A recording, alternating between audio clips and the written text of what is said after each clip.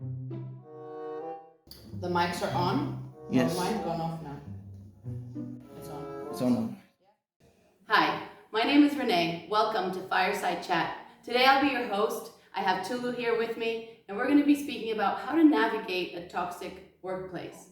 An interesting and challenging concept, and that's why we're going to be exploring that. And I hope that you come along with us and you enjoy this wonderful conversation. So, welcome, Tulu, to Fireside Chat. Thank you. Glad to be here. I would love to hear a little bit about your background. Just tell us who you are and what's your career background. Okay, so my name is Tolu Lokwefa Kende. Of course, Tolu is perfect, right? Okay, because thank I have you. people from different locations, right? And I don't want you biting your tongue, so it's safe enough to just call me Tolu, right? I started my career over 10 years ago. Of course, in Nigeria. Now I'm based in Lisbon, Portugal, and I've worked in a number of industries. Of course, I'm in the human resource industry career path, right? But before then, I was in IT, right? I was in IT for some time, and then I moved into project management, and then into consulting, right? As an SAP consultant, we implemented the software, for a number of organizations in Nigeria, both local conglomerates and international businesses in Nigeria. It was at that point I discovered my flair, for people, and the human resource career path in general, and then I transitioned. Wow. So you've had a lot of experience in different sectors, it sounds like. Yes. You've not just done one thing in your career. No, I haven't just done one thing, right? I've done project management for an IT company, right? I've done consulting. I've worked in an entertainment organization as an HR professional, also in the logistics and transport, industry as well. So I've seen a few industries here and there. Okay, and before we dive into toxic workplaces, and that's our theme for today, but before we go there, give me an idea of what are sort of 3 or 4 things that make a work environment good and healthy. Okay, so there are a number of things that are important, right? If you feel safe, mentally safe, you come into a workplace and you feel mentally safe, then you can deduce. Of course, that's not all of it, right? But safety is very important, right? You are not wondering what is happening. You're not having to watch your back, here and there, right? And if your opinions count, you can raise your hand, to share what you think, and you are heard. Then it's a healthy environment because it also helps you to push, right? It takes you out of your comfort zone. If you feel stretched, if you feel challenged, if you are challenged, not just feeling it, right? But you're also given opportunities to grow and challenge, then you're in a healthy environment, right? If you can have at least 1 or 2 people to spar with, right? Then it's great. Of course, not everybody will be your friend in that sense, right? And so that's that. Another great thing is you're able to go on leave safely. You're not able to go on leave. You don't feel safe to go on leave, because if you can apply for leave and go, and you don't have to look back, then you should be glad. If you feel like your place is not threatened and your position isn't threatened. And you don't have to keep looking at your emails, and you don't have a boss calling you at night when you're off work to check an email, to do something. That's already a trigger. There are no boundaries. Okay, so you're taking me to my next question, actually. So you've told us a little bit about what it looks like when it's safe and when it's healthy. And so let's, just based on your experience and everything you've lived in your career up till now, what were some of the red flags that led you to believe that some places were not so healthy and safe? I've had, I think I've worked in about, would I say, 3 toxic environments. Wow. Yeah, one was at the start of my career, and I had a manager who just couldn't stand me. I don't know why. And she would do anything every day to frustrate my life. I would literally go to the office every day and I would cry. Oh, man. So I had a job description for crying out loud, right? And I get to the office, I plan my day, and she would call me and say, you know what, go do this photocopy, take this to account. And I'm like, really? It's not like I'm new in the office. I've worked in about, for like 2 years or so, right? Yeah. And there's a reason why I was hired.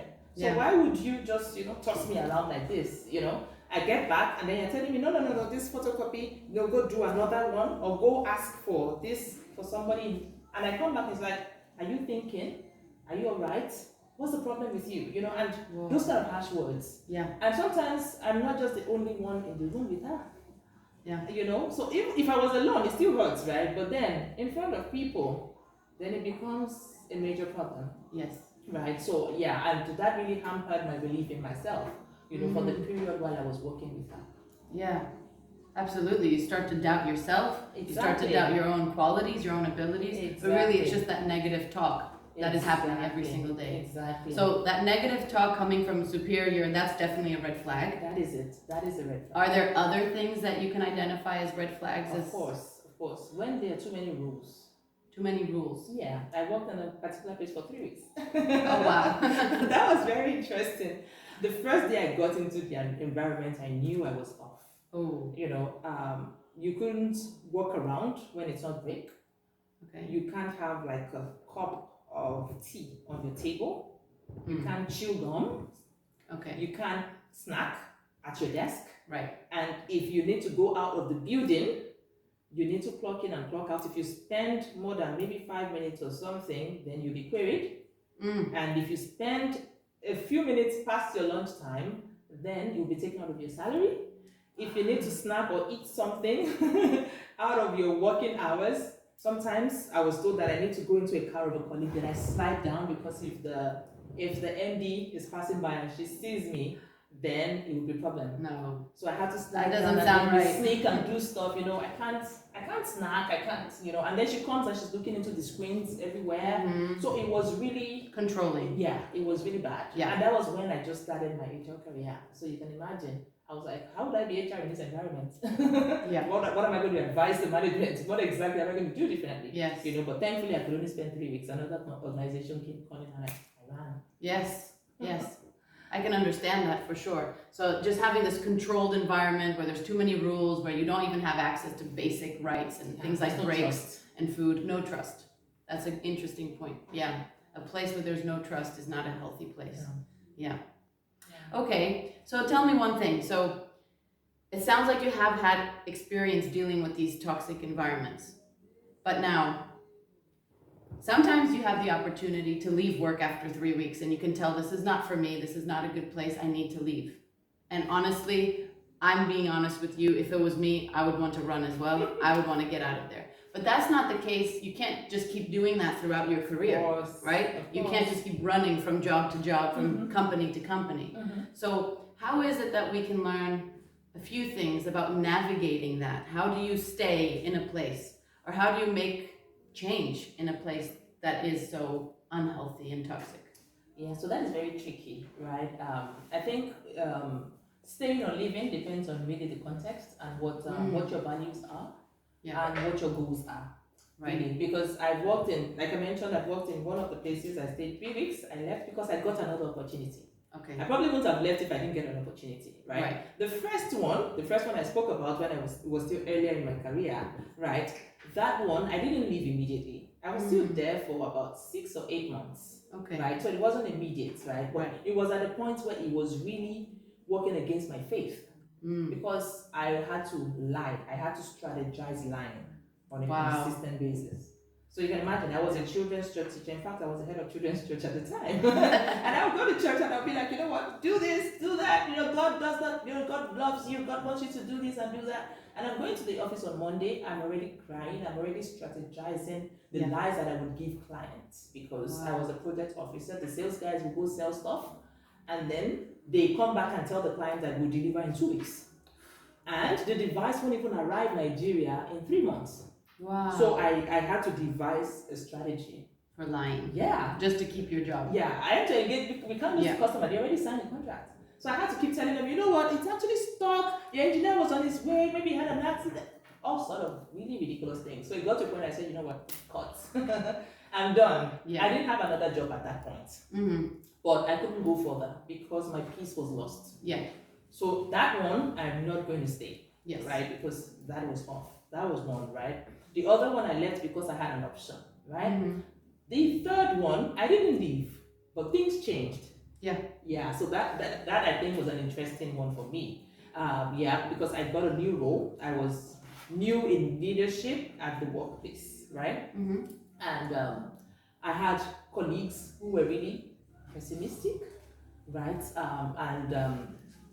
There was no structure whatsoever. There were leadership issues and there, so there was a lot of bickering, there was a lot of attrition, and people were leaving, on a consistent basis. We had to continue to hire. There was no budget for even the hire, so we had to look for, people that would take lesser budgets and all of that. So that also impacted the quality of people we were able to get. So it was a lot of back and forth. But I think one thing that kept me in that place was I could see light. Even though where I was at the moment was really bleak, it was a small subsidiary of a conglomerate or of a global organization. I could see light. Okay. Of course, I tried to apply to leave. At one point or the other, to be sincere, it wasn't like I just said I'm going to stay. No, right? At points where I was frustrated, I thought I would leave, right? But then I got to a support system, right? I got a mentor. Okay. Thankfully, I got a mentor whose office was down my road, down my office lane. Okay. Right. So at different points in time when I really got it to the peak, I would just call her, and coincidentally she'd be available. So I just take a walk and we just go to the lunchroom, we take tea together, sometimes I'll cry it out and she would hug me, encourage me. And of course she was a senior leader in our organization. So she's been there, done that. Right? And she was able to coach me and guide me. We had a women's International Women's Day for one of the years, at that point where I was HR manager at the time. And she came, she came to talk to the women as well. We were looking for ways where we could also create a positive impact, rather than just complaining and saying, this is this, this is that. There was opportunities to make changes. Yes. So that was a different thing for me. I wasn't just at the receiving end. I could create changes. So I had to look for different ways to make changes, right? And that worked better. Right. Yeah. So she came and she spoke to them. We had those kind of conversations, and when there were time for people to move on, I was glad because we could replace, and we had all of that moving and shifting. And eventually things really moved. We had to meet with our sister companies, and then things shifted. Yeah. Right. The environment changed completely because that culture was night and day from the culture where I was coming from. So it really made a whole lot of difference. And I've worked with the place for a number of years. Wow. So it's been in different changes. Yes. And you've just identified two very important things, I think. And I do want to address you guys who are watching us, because maybe you can completely identify with Tulu in the place where you are at right now. And maybe you can identify that the place where you are in your career, in your path right now, is not safe, and it doesn't feel healthy, and it feels toxic. But as you've just heard, I think those two things you just said are incredible. Find a mentor. Find someone to help you. Find someone who's a senior to you, who's experienced things before, who's pushed through the difficulties. And someone you can just run to for a safe place. Somewhere to cry, somewhere to hide, somewhere to vent and talk about your problems. So finding that mentor just feels like it would be a safe situation within an unsafe environment. Yes. And that really made all the difference for you in that company. And the second thing that you said is find things that you can do to make a difference. Yes. Find the ways that you can change the environment. Because sometimes I think we feel so overwhelmed by the toxicity around us that we drown in it. And we become so overwhelmed by the negativity that we experience that we forget that I can make a change. I can make a change. You can be the person who speaks kindly, who smiles, who talks calmly. You can be the person who doesn't lie to clients. You can be the person who changes the environment.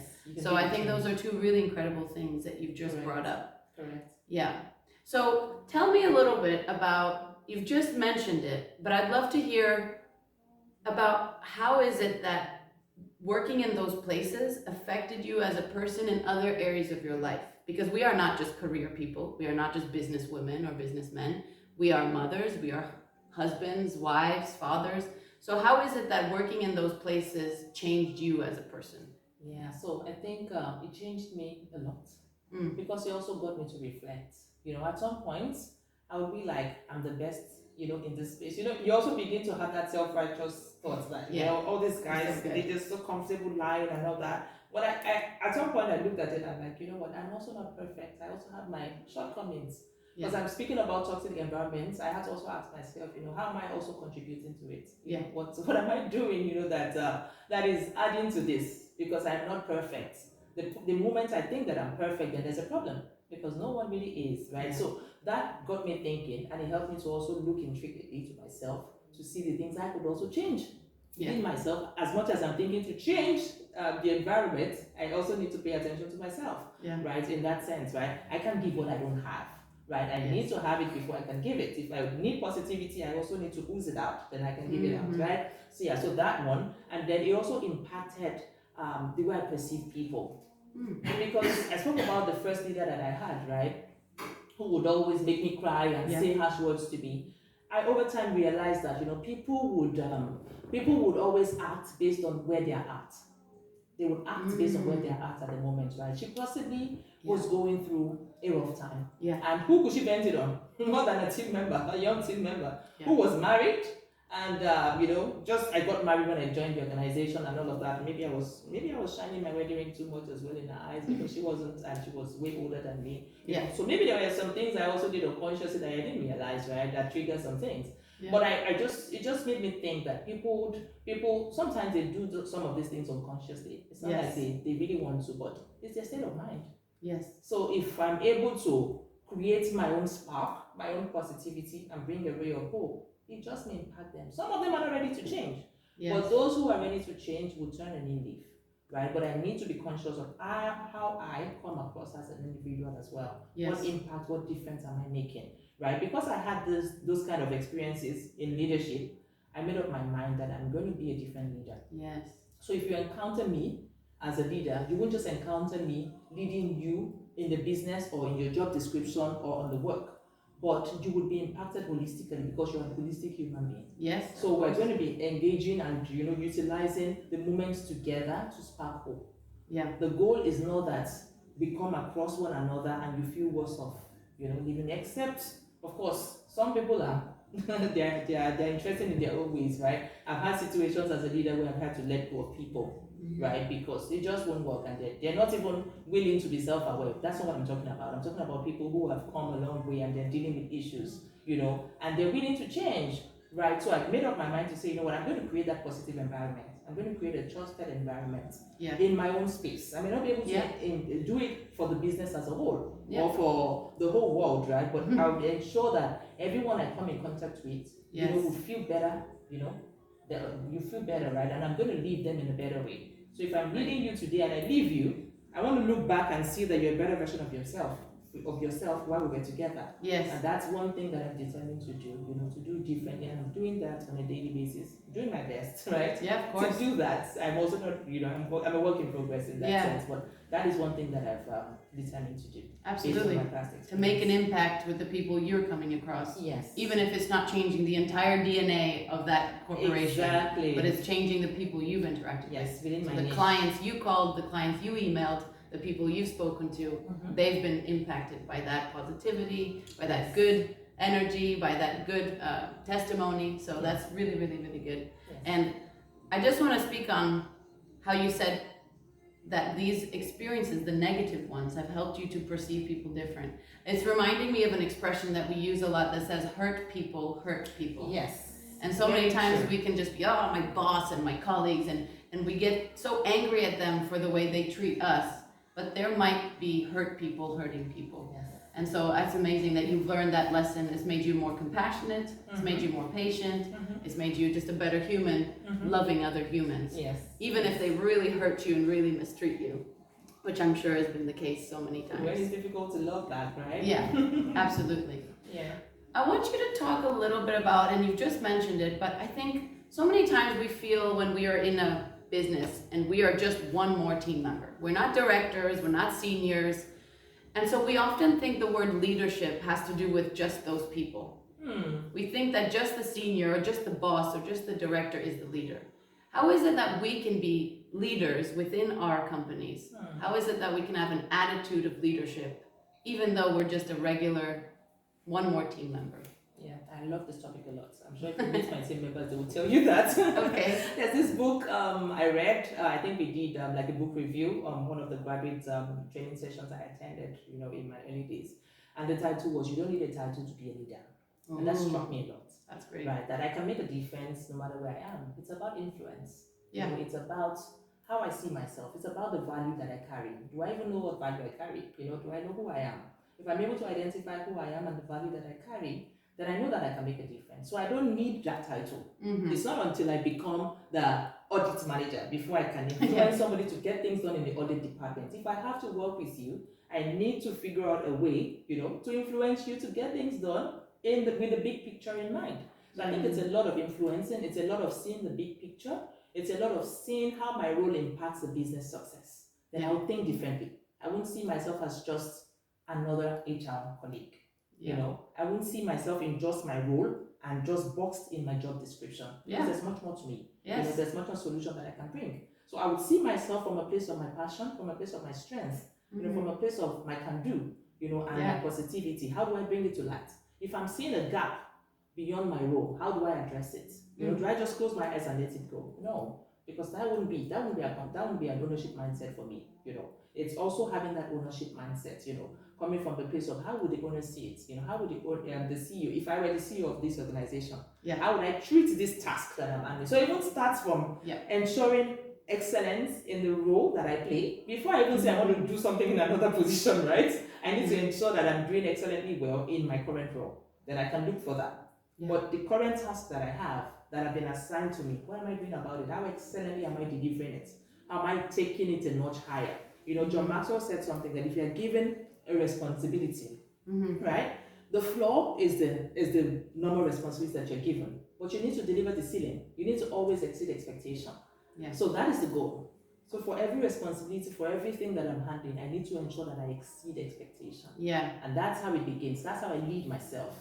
And then when I get the title, right, then it doesn't really make a difference. It's just an addition because I'm already living that life. If I have a project I'm working on, I'm already, because I'm living as a result-oriented person. I can garner people around. I'm not making it about myself, but about the goal, and we work together to achieve it.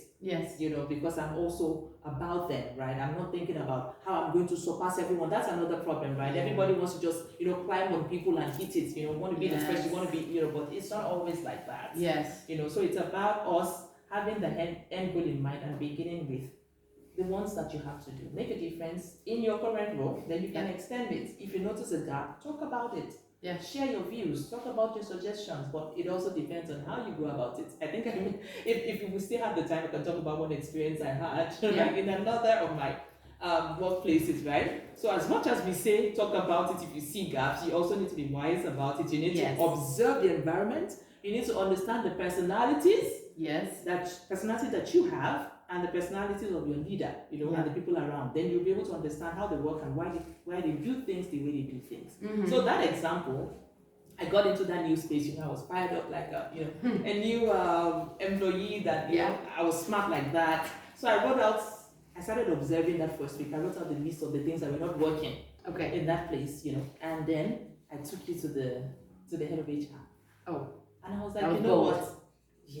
And then I was like, so this is it, these things are not working. I think we can fix this. I think we can fix that. I think we can do this and do that, And he was listening to me and looking at me and wondering, okay, I should have even paid attention to what he was looking for. I was so passionate about my list, I detailed everything out.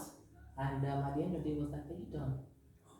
I felt like, the floor could just swallow me up. I said, yes, I'm done. He said, thank you. Go talk to the payroll manager and let him see what you can do about all of this. So I said, okay. And then I stepped out and went to the payroll manager. And the guy was like, are you okay? He didn't even talk to me about this before you went to him because he also saw the guy like hell and mighty.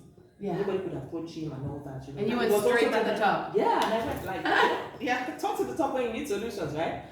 And that was it for me in that space. I struggled for months in that place. We would have meetings sometimes. You would tell me to excuse them in meetings. So I would be the only one outside the meeting room. Everyone else would be in the meeting room. It was like that for months, And because I'm a believer, I had to then, of course, realize what I did wrong. I started to pray about it and ask God for help and all that. And suddenly it turned around over a few months. But it impacted me. It impacted me a whole lot. I'm sure. Well, you learn with every experience, right? That's the mindset you have. Learn with every experience. Thank you so much, Tulu. We're just going to take a break and we'll be right back.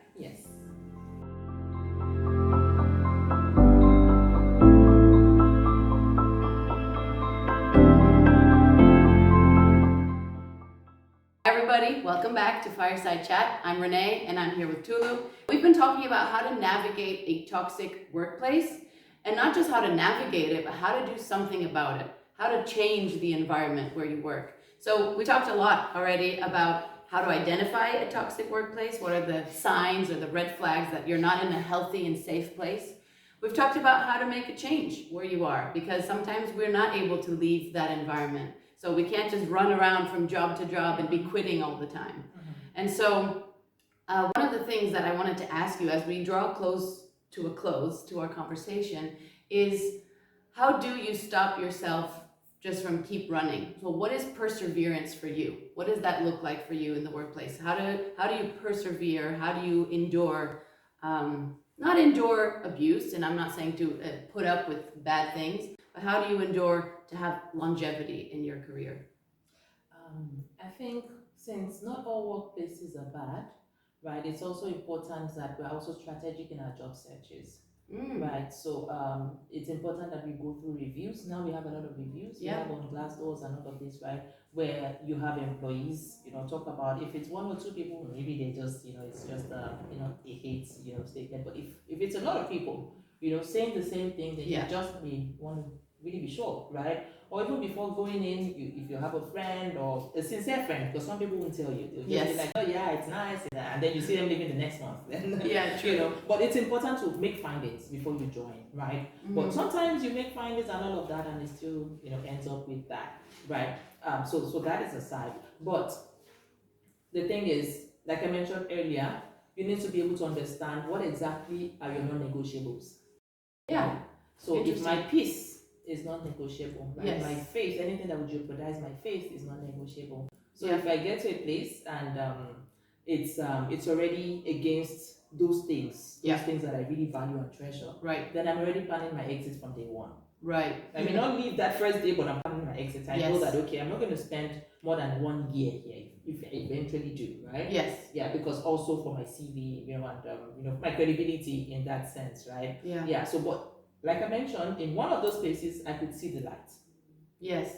So I chose to persevere, right? I chose to, of course, it wasn't like I wasn't applying. There were days where the process stream and all of that was said, and I would sit down all day and apply for jobs. For anything else. Yes, So there were days where I would do that, right? Yeah. But if you could see, if there was a ray of hope, right? If there were other options or possibilities, maybe to switch roles, maybe it's just that department. Right, even within the same company. Do you understand? Yeah, that is it. But if the whole organization, from the top to the bottom, there's no point staying. Yes, you can't compromise your values. You can't compromise your non-negotiables. There's nothing you can do about it, right? So there's no point staying there because it won't change, and you can't even control it, right? Even if you were part of the leadership and you're 6, you're the only one. There's so much difference you can make. Yes. With all of that, right? So it's more about also seeing, is there hope, right? Is there, are there options or possibilities for change? Yeah. If I want to switch roles or switch maybe locations, for example, possibly it's just this location, and there are cases like that, right? So that's fine. But if there are no considerations whatsoever, then it will be important to plan the exits. Of course, I'm not saying leave the second day. Of course, it depends on also what is being threatened. Yeah. Right. It depends on what is at stake. Yeah. But whichever way, it's important that you begin to chart your exits. Right. Yeah. I think one thing that stops people from having this kind of thing is they look down on themselves. Maybe they wanted to get the job for so long, and then they just hit it and they're like, what, will I ever get another job? Yes. And then they keep taking the bash, and then at the end of the day, you notice that your value and your sanity level was maybe like 90% when you joined, and at the moment it's like 40. So you even go to interviews like a wreck. Yeah. So you're not in your best self. Exactly. For the next job. You're not even getting it, right? Yeah. So it's more of understanding where we are at. Yes. And then being able to chart the course out. So if I say my plan is 1 year, then what value am I building? Even no matter how negative it is, there's still something I can learn. Yeah. There's still something I can do differently that will speak to the next thing that I'm going to do. Right? So sometimes I think what happens to us is the fact that we get buried in that problem. Yeah.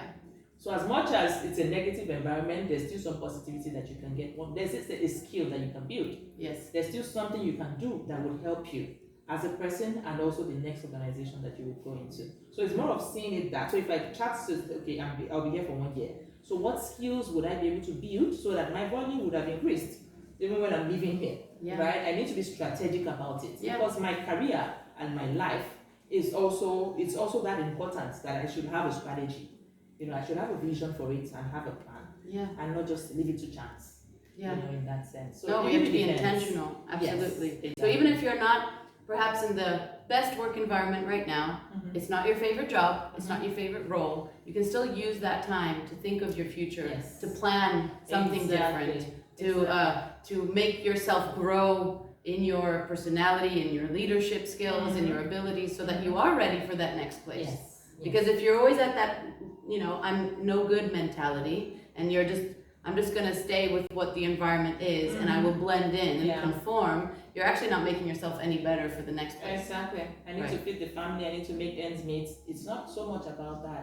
That is important, right? But it's not the crux of it. Those ones will always fall in place, but it's a value that determines what you get. Yes. Yeah, it is a value you have that determines the value that you get. So it's also ensuring that we're focusing on our growth as individuals and building ourselves and investing on ourselves so that we increase, right? Yes, absolutely. Thank you so much, Tulu. That's incredible for sharing. Thank you for sharing so much of your experience. And it's hard to resume so many years of career into a small fireside chat, but I already think that so many of us have learned something today.